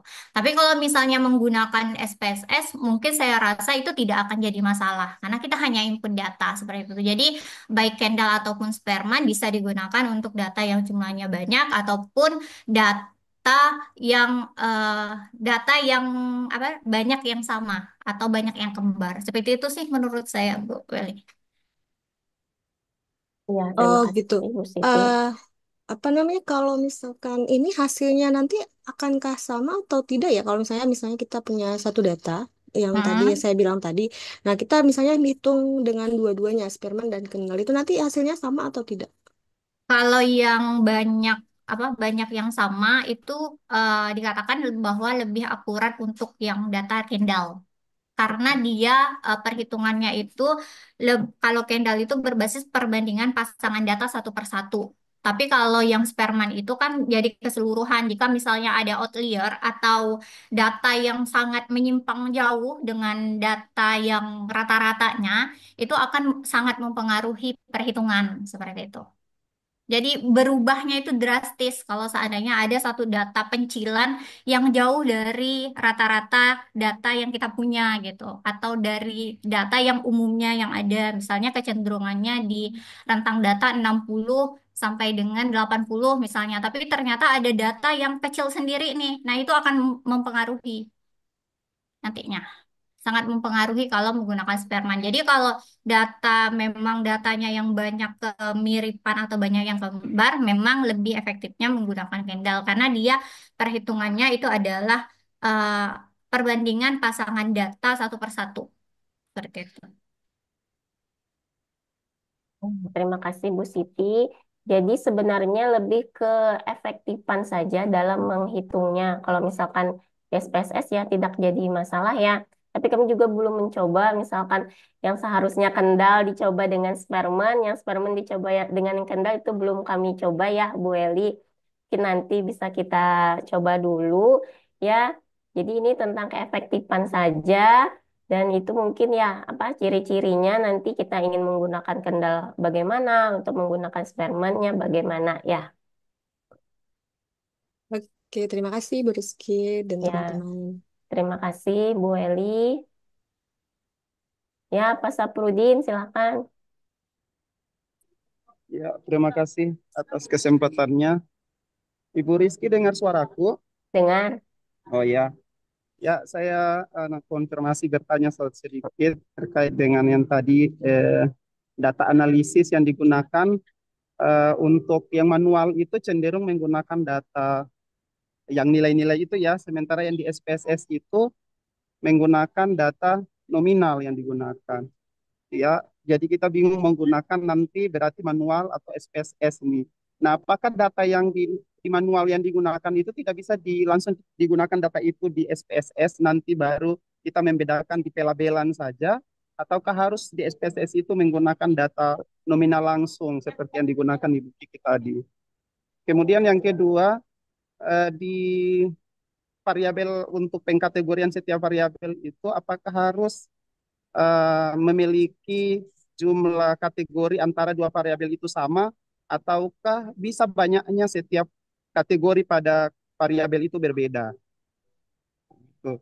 Kemudian yang ketiga, yang di manual itu kan digunakan nilai-nilai itu apa? Nilai-nilai itu apakah nilai nilai rata-rata misalkan motivasi efikasi diri itu nilai rata-rata atau kan nilai jumlah skor yang diperolehan itu? Ya mungkin seperti itu. Terima kasih. Baik, terima kasih Pak Saprudin. Ya, Mohon maaf saya tidak aktifkan kamera. ya, baik Pak Saprudin. Nah, mungkin Bu Yuni mau menjawab terlebih dahulu. Baik, sebenarnya kan baik terkait dengan pertama ya, apakah misalkan data ini kan dari itu kan menunjukkan secara versi manual dan versi SPSS. Sebenarnya kan untuk versi kan karena ada dua cara kan artinya kan berarti satu data pun sebetulnya satu jenis hasil data pun bisa digunakan untuk dua-duanya, baik itu versi manual maupun versi SPSS. Mungkin nanti kan kenapa ada perbedaan karena misalnya kan untuk yang kontingensi kan jadi kan saya ambil lumayan banyak contohnya yaitu untuk kategorinya itu kan masing-masing dua variabel itu kan ada empat kategori. Kemudian kenapa tidak langsung digunakan di SPSS dengan data yang sama?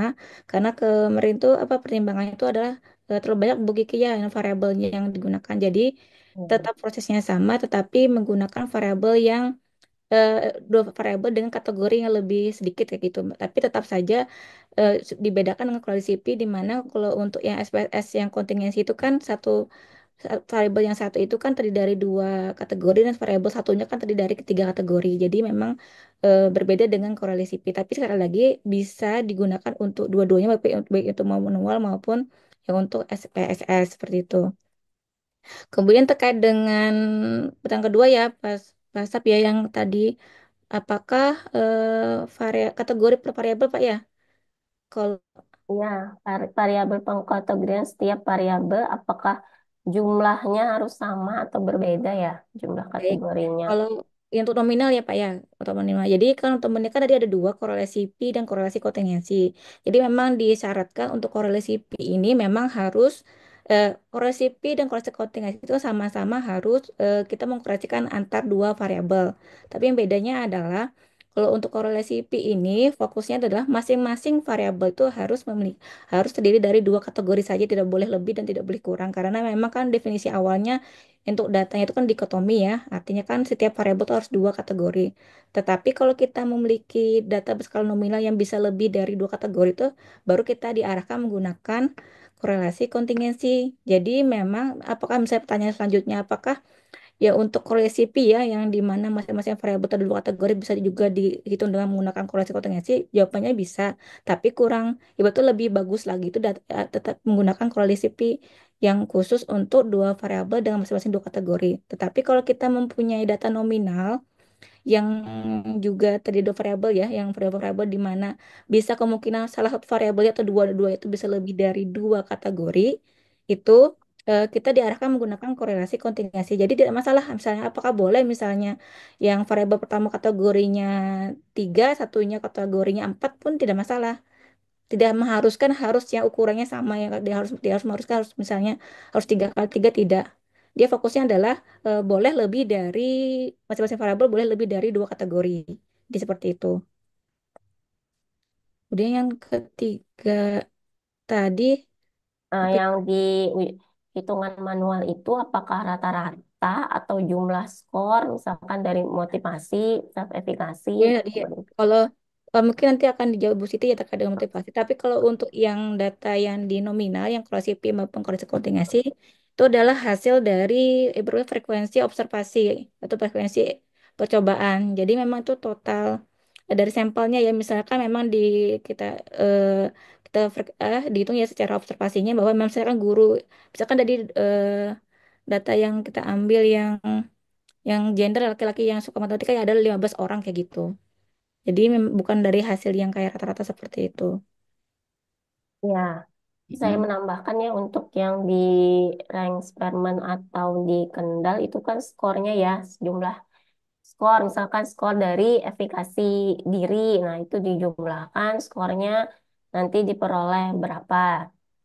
Baru kita buat tabel tabel tadi baru di ranking ya. Ranking untuk skor efikasi, skor dan motivasi ya. Kalau tidak salah yang soal pertama tadi tentang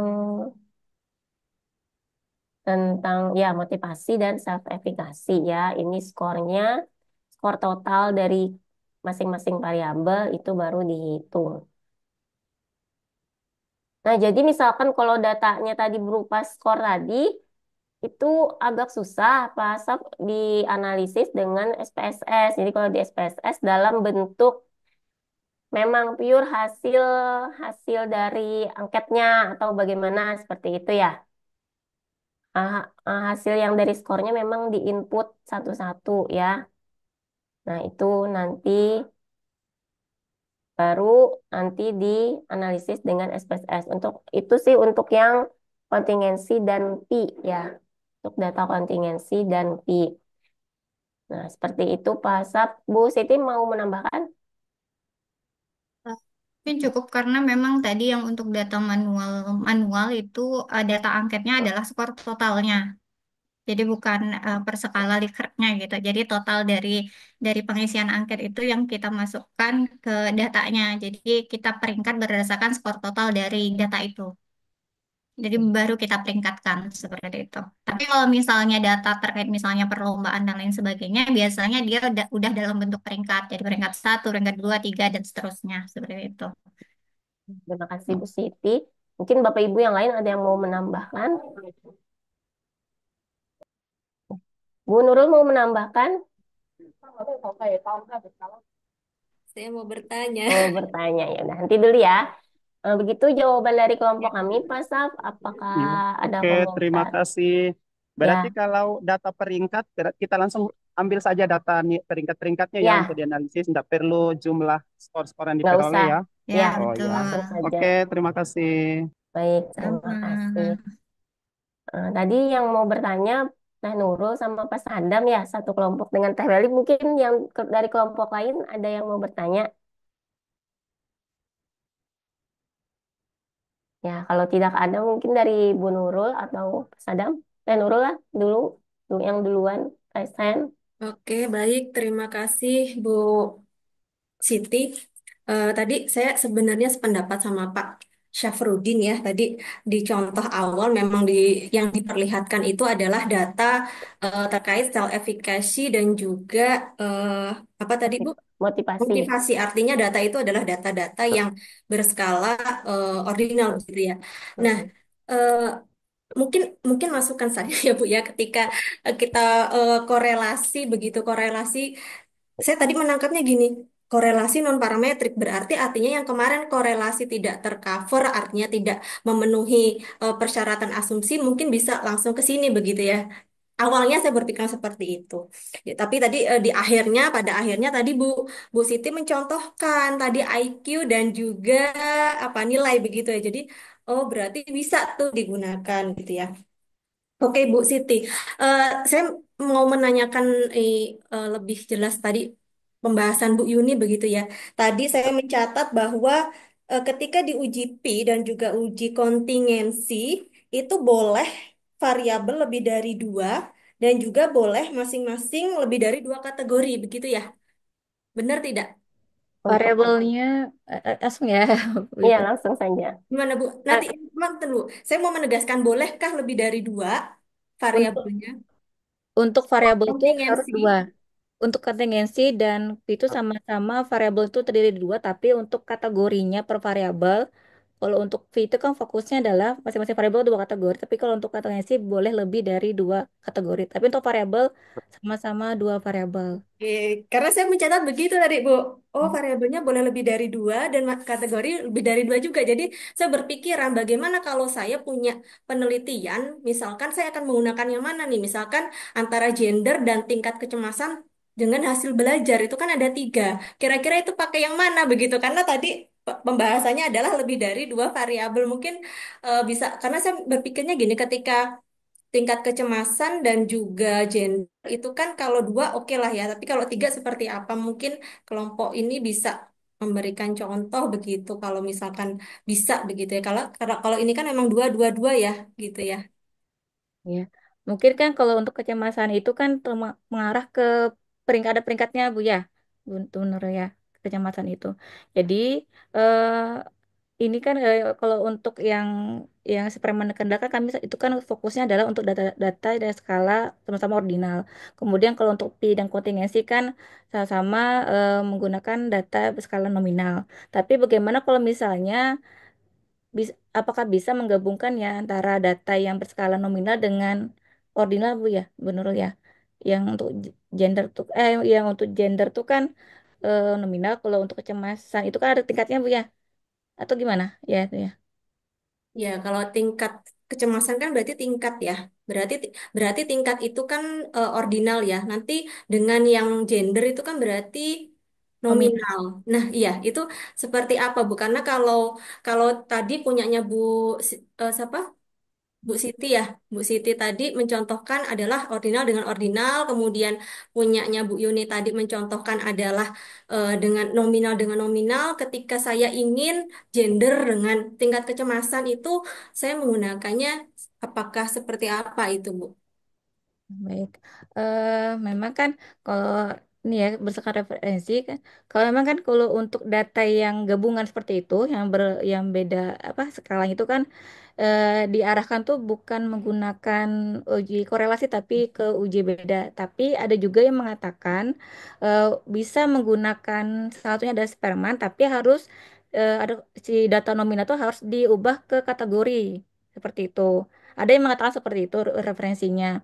Jadi emang harus ada perubahan data nominal itu harus kategorikan dikata salah dibuat ke arah data ordinal seperti itu.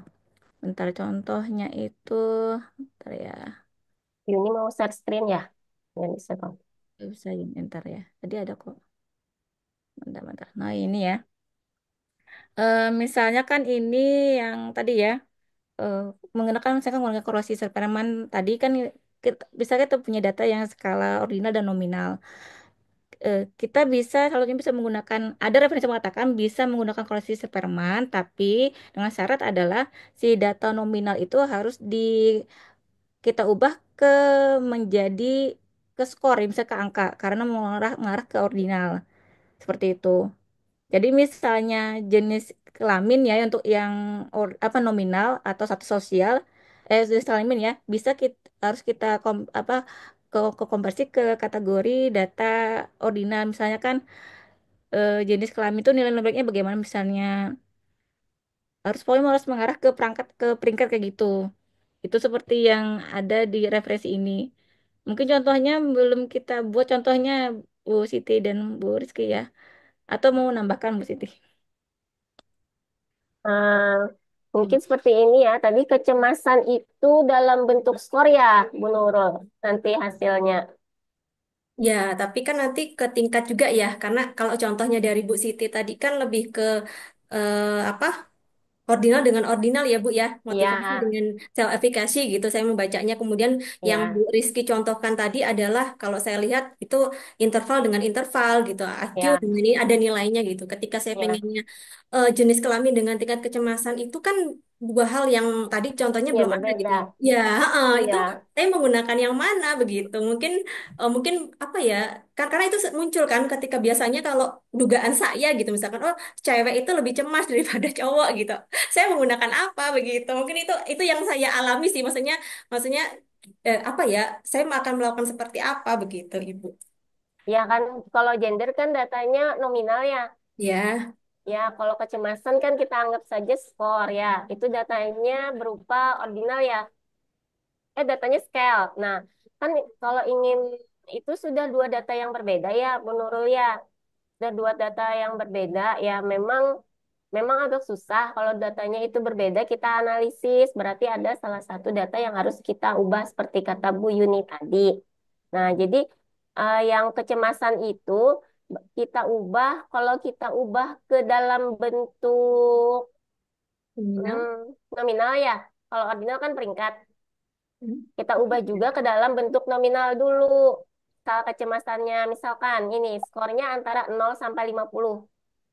Nah, lalu yang 51 sampai 100. Nah, misalkan data yang 0 sampai 50 itu kita labelkan 0.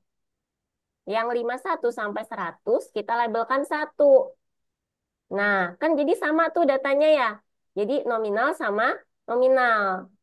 Nah, setelah itu memang ini ya, kalau kita ubah ke situ, datanya itu mungkin saja ada data yang hilang ya, mungkin kurang akurat. Karena kan kita tadi mengelompokkan dulu data yang 0 dan 1, data yang kurang antara 0 sampai 50 dan 51 sampai 100. Nah, dari ada yang sumber yang kami baca itu memang kurang akurat sih kalau kita buat seperti itu. Tapi jika ingin memang menganalisis dengan non-parametrik ya seperti itu. Yang data yang dalam bentuk scale tadi yang kecemasan ubah dulu ke nominal dengan pengelompokan seperti itu. Jadi datanya sama 01 dan 01 nanti dihubungkan ya. Gendernya misalkan perempuannya mana yang nilainya nilai skor kecemasannya antara 0 sampai 50 dan mana yang 51 sampai 100. Mungkin seperti itu. Bu Siti mau menambahkan? Baik, terima kasih Bu Kiki. Mungkin ya benar tadi saya sependapat sama Bu Kiki. Sebenarnya lebih lebih apa ya, lebih mudah mungkin ya secara kalau kita lihat itu lebih mudah kalau misalnya gender terus kecemasan. Nah, kecemasan itu tadi kan bentuk datanya misalnya ada apa namanya ya, ada skor totalnya gitu. Nah, itu mungkin lebih cenderungnya kalau misalnya diubah ke dalam nominal karena kan gendernya tadi kan itu udah nominal ya. Jadi yang kecemasan itu diubah ke dalam nominal. Artinya kita buat kategori.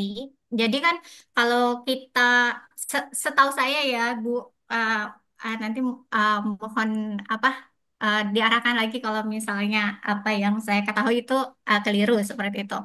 Jadi kalau menurut saya itu kalau misalnya tadi kecemasan itu bentuknya skala, jadi kita harus menentukan kategorinya. Jadi kalau misalnya kategori kecemasan, tingkat kecemasan itu benar kata Bu Kiki tadi. Misalnya tingkat tingkat kecemasannya dari 0 sampai dengan 50 kita kategorikan dia sebagai apa gitu. Misalnya apakah 0 atau 1 karena kan nominal itu bentuknya tadi kategori kan. Suka, tidak suka, laki-laki, perempuan, tapi tidak menunjukkan tingkat tertentu seperti itu. Itu sih menurut saya. Tapi sekali lagi karena perubahan data ini itu cenderung ya, cenderung memang apa ya, Tak melemahkan hasil direkomendasikan. analisis sih, tidak direkomendasikan gitu. Karena dalam pembuatan kategori juga kan itu lebih ke referensinya si peneliti akhirnya, lebih cenderungnya ke personalnya si peneliti dalam pembuatan kategori itu sendiri. Seperti itu sih mungkin menurut saya, Bu Nurul. Oke, baik, berarti artinya kalau sudah diubah menjadi nominal begitu, berarti kita pakainya uji pi begitu ya, Bu? Nah, boleh Iya, sih. Oke. Misalkan Ibu Nurul mengkategorikan kecemasan bagi tiga, misalkan ya rentang skornya, dia bisa memakai kontingensi. kontingensi. Tapi Oke. kalau mau diubah ke ordinal, kayaknya agak susah karena itu yang Iya, dari gender itu, yang nominal ke iya ordinal itu Ya, agak makanya periodikan kalau nggak ya bisa. kalau lumayan. ya makanya kalau misalkan itu 1 2 3 kan juga Iya, itu ordinal begitu ya. Artinya iya, lagi gitu dari nominal lawan ordinal gitu. Kalau yang contoh Iya. tadi kan memang dari ordinal ke ordinal, kemudian nominal ke mm, nominal. Mungkin oke, mungkin seperti itu yang saya tangkap, berarti nanti akan lebih mudah ketika kita membuat menjadi nominal, kita menggunakan mm, uji eh, pi begitu ya. kontingensi atau Iya. Oke, baik. Terima kasih Bu Siti, Bu Yuni dan juga Bu Rizky atas jawabannya. Baik, terima kasih Bu sama-sama. Nurul. Bagaimana Bapak? Apakah lanjut pertanyaan lagi ataukah sudah cukup? Kayaknya sudah banyak banget ya. Nanti pertanyaannya buat ujian aja.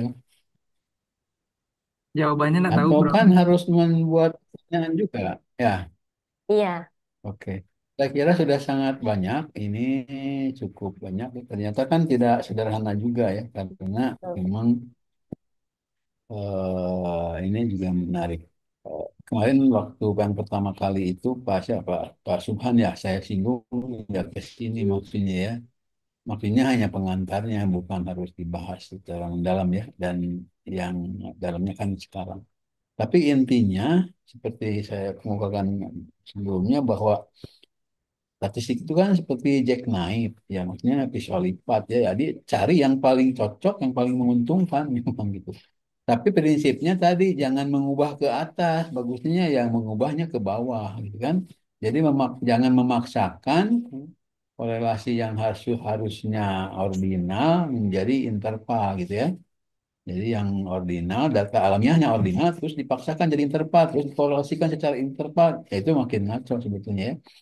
Justru yang ada kan kalau data intervalnya tidak memenuhi asumsi interval gitu ya, atau katakanlah normalitas, mungkin data interval tapi diperolehnya secara ordinal, ya jangan dipaksakan, mendingan pakai yang ordinal aja gitu ya, atau yang adanya begitu.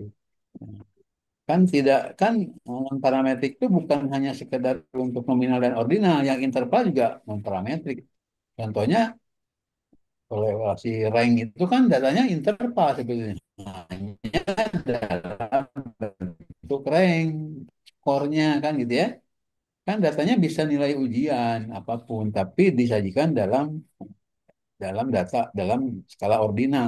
Makanya tidak boleh pakai person kan gitu, harus pakai Spearman kan gitu ya.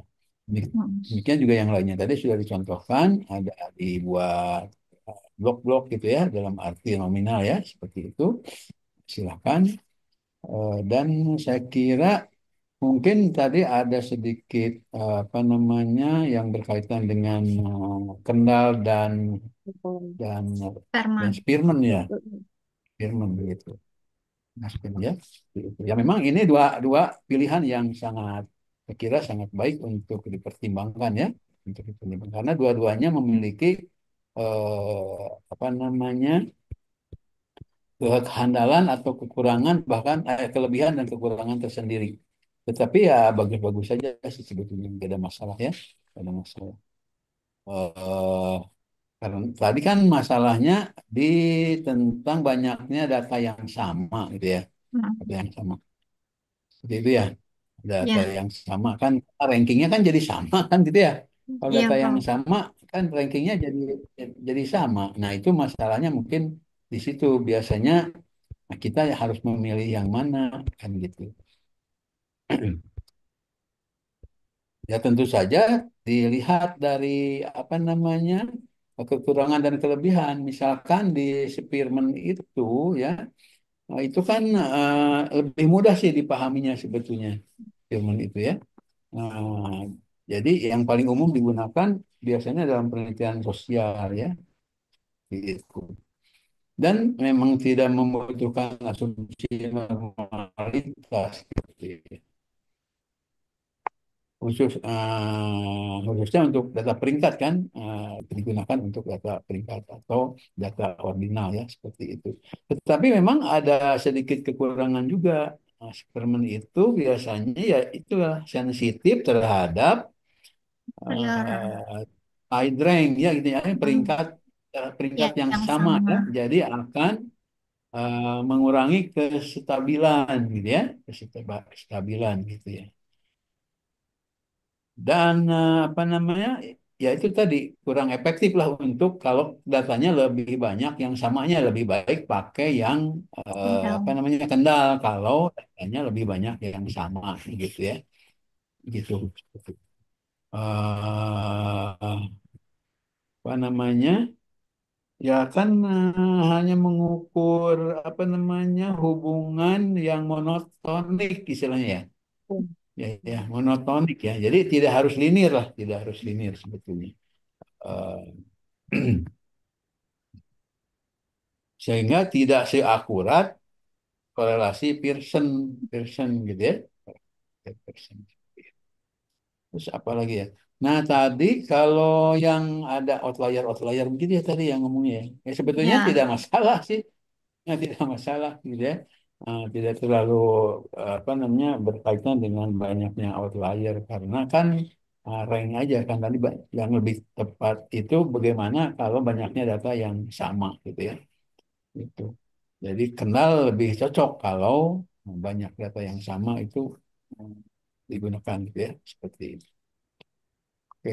Tapi ya tadi prinsip utamanya Anda harus memilih betul yang paling pas aja. Jadi yang paling logis gitu ya, yang paling logis. Jangan mencoba merekayasa di coba ini coba itu, tapi ada yang lebih tepat ya sudah aja pakai. Mendingan bersandar pada orang lain ya, maksudnya pada pada lebih bagus kalau ada yang jurnalnya pakai ini dan diterima di jurnal terindeks tinggi ya itu harus dipakai pegangan penting gitu ya seperti itu yang sudah diartikelkan.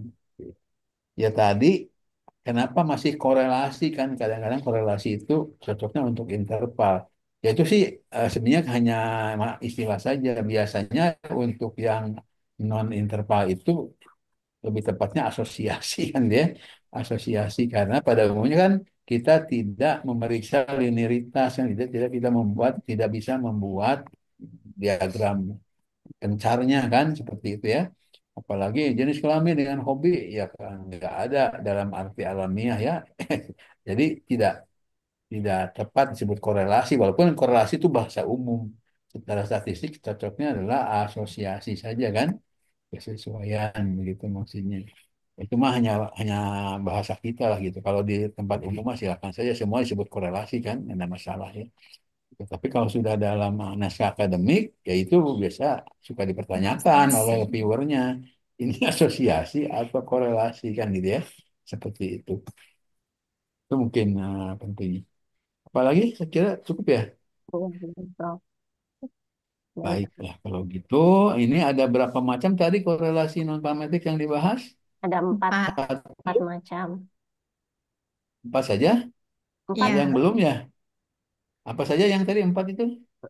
korelasi sperm, Sperman, korelasi kendal, Kendall, Firman, korelasi pi, tinggal, dan kontingensi. kontingensi. Masih banyak sebetulnya. Ada konkordansi, ada apa tetakohrik, ada biserial, poin biserial, oh, Kuskorowelis, ada Goodman. Wah, banyak yang belumnya ya. Iya, Prof. Banyak yang belumnya sebetulnya. Ya, apa namanya? Paling tidak ya delapan itu harus ada gitu ya. Delapan jenis korelasi harus ada. Misalkan apa ya? Sebentar ya, saya lihat tuh ada tabel kalau nggak salah tentang jenis-jenis korelasi. Ya tadi yang saya sebutkan ya, ada yang nominal-nominal apa saja kan gitu ya. Nominal interval atau apa saja dan seterusnya. Silakan nanti kekurangannya ditambahin lah paling tidak ya. Paling tidak namanya dulu walaupun tidak dibahas secara lebih menyeluruh itu seperti Oh, itu. baik, Prof. Dan Ditambahkan di makasih ya, Prof. ya dibuat tabel aja, dibuat tabel kontingen ya tabel antar variabel gitu kan. Oh Misalkan ya, kan ada nominal, nominal, ordinal, interval, rasio kan gitu ya. ya Tapi baik. kan ini khusus yang nominal ordinal. Mm-mm. Ada nominal nominal, nominal ordinal, nominal ya bolak-balik lah. Ada dikotomik tadi, gitu ya. Ya, Nah paling tidak kalau misalkan yang paling kita kenal kan ordinal ke ordinal, Spearman. Ordinal ke ordinal boleh kendal kan gitu ya. ya. Nominal ke nominal tadi Bu siapa nyebutnya pi gitu kan. Hmm, Nominal atau Kramer juga boleh, ya, Kramer ya. Atau ordinal ke rasio, ya Spearman itu ya ordinal ke rasio juga bisa ya, ya. rasio Kemudian ada interval, juga kategori ordinal, nominal, ya Kruskal atau gamma kan, Kruskal gamma namanya atau Goodman, Goodman. Ada juga ya kontingensi tadi sudah. Ada juga yang biner, biner ke biner ya, biner ke biner itu tetrakohrik namanya ya. Ada korelasi eta juga, oh, macam-macam lah banyak. Ya, silakan nanti ada poin biserial, ada biserial, ada poin biserial. Itu mungkin tadi belum kesebut. ya baik, Ya Prof. intinya konsepnya mirip-mirip saja karena memang hanya berdasarkan kebutuhan. Kalau menemukan data yang seperti apa, ya harus dicocokkan dengan jenis korelasi yang sudah ada gitu aja ya. Seperti itu sebetulnya. Ya, Tapi baik. kalau tidak ada, ya salah satu diubah. Kalau tidak ada, salah satu diubah ke yang ada kan boleh. Tapi Ya, diubahnya harus turun, bukan naik. Ya, bukan dari ordinal jadi interval, tapi dari interval ke ordinal atau ke nominal begitu. Boleh. Yang paling sederhana kan nominal ke nominal tadi CP atau apa namanya yang ekonomi ke dikotomi ada. Ada yang interval ke dikotomi kan ada seperti itu. Misalkan prestasi berdasarkan jenis kelamin kan gitu ya. Itu kan interval ke dikotomi. Ya. Nanti contoh soalnya dibuat ya, contoh datanya ya. Misalkan dari mana ke mana itu contoh datanya dalam pendidikan dijelaskannya dibuat itu. ya, baik, Prof. Dan dianalisis juga ya, Prof. Boleh SPSS saja kan ya? Iya silahkan bebas Ya, lah sebetulnya. TPS itu defaultnya kan dengan R dengan apapun kalau ada TG dengan Smart Plus dengan apapun ya silakan aja. ya. Mungkin ada yang baru yang apa lagi ya banyak sebetulnya. Kalau pakai itu kan nanti munculnya korelasi itu dalam bentuk eigenvalue sih sebetulnya ya. Kalau dalam apa, apa eh, multivariat gitu ya seperti itu. Ya mungkin intinya kita belum banyak pakai tapi di sini harus dipaksakan menggunakan dengan memberikan contoh data eh, hipotetik kan seperti itu ya. Kan dari situ juga lebih agak memahami oh ternyata hasilnya begini kan.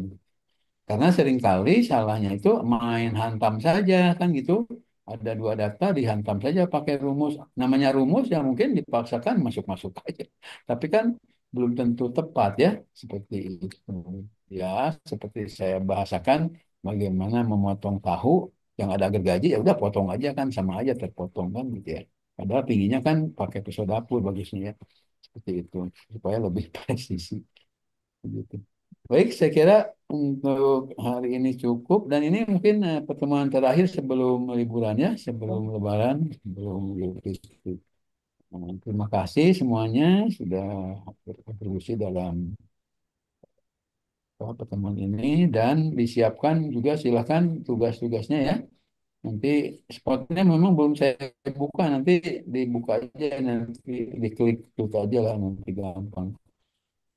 Kalau itu, karena memang nanti harus diakumulasi juga. Kalau untuk yang drive-nya silakan juga ya disiapkan oleh KM. Untuk cadangan jangan sampai hilang. Biasanya datanya kalau nggak dikumpulkan ya hilang. Kalau sudah ada di drive kan enak juga ya. Langsung nyetor ke drive dulu kalau bisa, supaya nanti kalau ada hal masalah tinggal di. Baik, saya kira cukup untuk hari ini, dan terima kasih sekali lagi. Mohon maaf kalau ada hal yang kurang pas gitu ya, yang berkenan. Kita sama-sama menyambut Hari Raya Idul Fitri. Mohon maaf lahir dan batin ya. Minal aidin wal faizin. Semoga lancar. Yang sudah pulang ya jangan betah-betah ya, segera kembali lagi. Heeh. Karena tugas Anda masih banyak ya. Gitu. Oke, kita akhiri saja. Alhamdulillah. Alhamdulillah. Assalamualaikum Alhamdulillahirobbilalamin. warahmatullahi wabarakatuh. Waalaikumsalam Waalaikumsalam warahmatullahi Waalaikumsalam warahmatullahi wabarakatuh. wabarakatuh. wabarakatuh. Terima Terima kasih, kasih, Untuk Prof. KM, Prof. Prof, mohon maaf lahir Maaf lahir batin. Maaf lahir batin. batin ya juga, sama-sama, Prof. Prof. sama-sama ya. Selamat berlebaran, Prof. Sama-sama, enggak, saya juga mau mudik ini. Selamat mudik, Prof. Mudiknya deket ya, Selamat Prof. mudik, hati-hati di jalan, Prof. Ya, mangga, makasih. Izin live ya, mangga. Iya, Ya. Ya, Prof. Prof.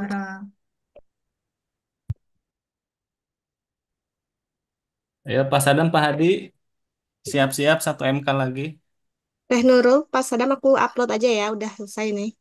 Oke, siap, Teh Weli. Mm-mm. Saya Udah, juga Pak. udah. Terima kasih. Makasih ya, Teh Weli. Saya udah upload sebelum presentasi. Sama-sama.